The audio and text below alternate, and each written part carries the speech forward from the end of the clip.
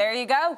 Well, joining us now to discuss the impact weather has on our moods and why we're obsessed with it here in Ireland is behavioural psychologist Pádraig Walsh. Give Pádraig a round of applause. Now, Pádraig, as I mentioned there, it's the first I ever heard of priests putting on a mask for good weather. Let's talk about it. Oh, wouldn't you? You'd do anything at this stage. But it's not unheard of in Ireland. So many of our old rituals are built around trying to influence the weather, the seasons, light. You think about St. Bridget's Day. It's there to welcome in springtime for us. Yeah. St. Patrick's Day is built around the spring equinox, where, you know, we have more daylight than nighttime. And we have, like, Christmas at the darkest point of the year. So a lot of the time, ritual would have been historically used, celebration, prayers, offerings to the gods to say, please make it brighter, please make the weather nicer. Is it kind of like the Child of Prague, that people would leave that on their windowsill? Yes, hoping for good weather. Yes. Superstition, because weather is one of those things that is outside of our control, it can be tricky to navigate that pathway. So, like, something like saying a prayer or having a mass or having a ritual or having some sort of offering, putting the Child of Prague out, I did it before my wedding, anything that we know it work? that it actually did. Yes, There we it are. did. You see?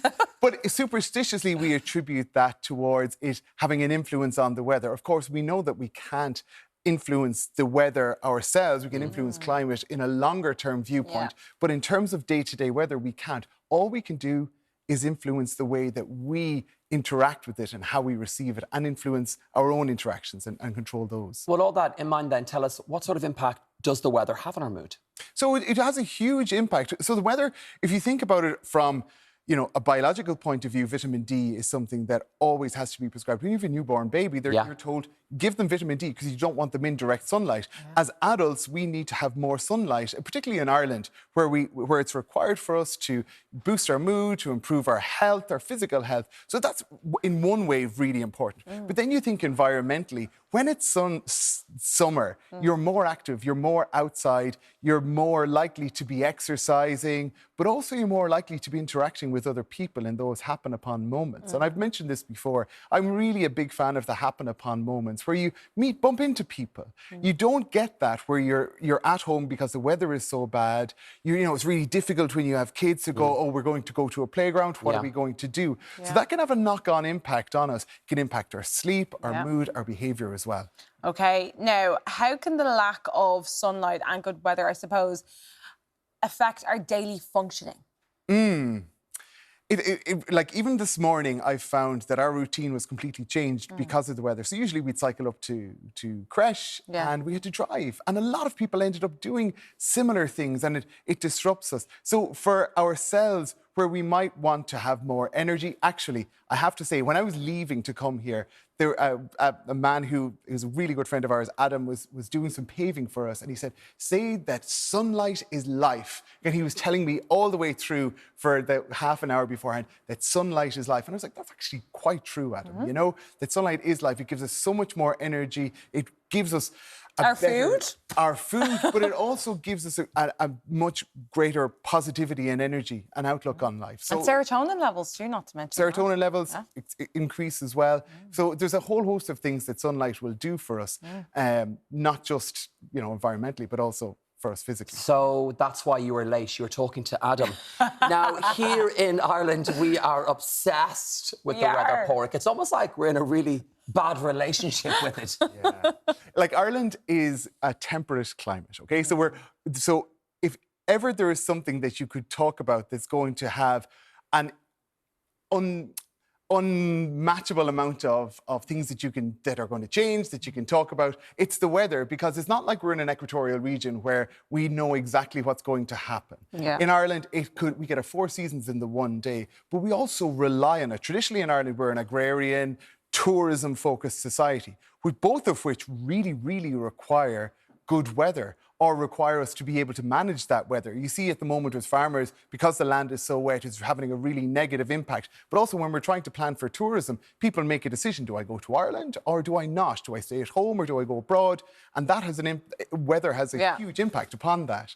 You know, so for us, when we're talking about it, it's one of those never-ending scenarios that we can just throw up. It's a great icebreaker as well. Yeah, exactly. Well, speaking of that, before I could drive, I remember waiting on my bus and I had a lovely chat with this elderly man for about 10 minutes about the weather. Yeah. So I wanted to ask you, Pádraig, why do we always talk about the weather in this country? It's kind of fascinating, isn't it? But small talk is really important. Yeah. Like when we think about interacting with somebody that we don't know, or somebody that we know maybe twice removed, you know, there are rules around small talk, Katia, you know?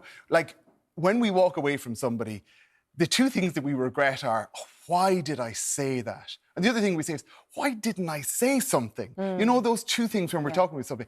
Whereas talking about the weather is saying something without actually saying something, okay? And what it's saying to a person, you remember Louis Armstrong had that that song, and I think, What a Wonderful World, right? And he said, I see people shaking hands saying, how do you do? But they're really saying, I love you.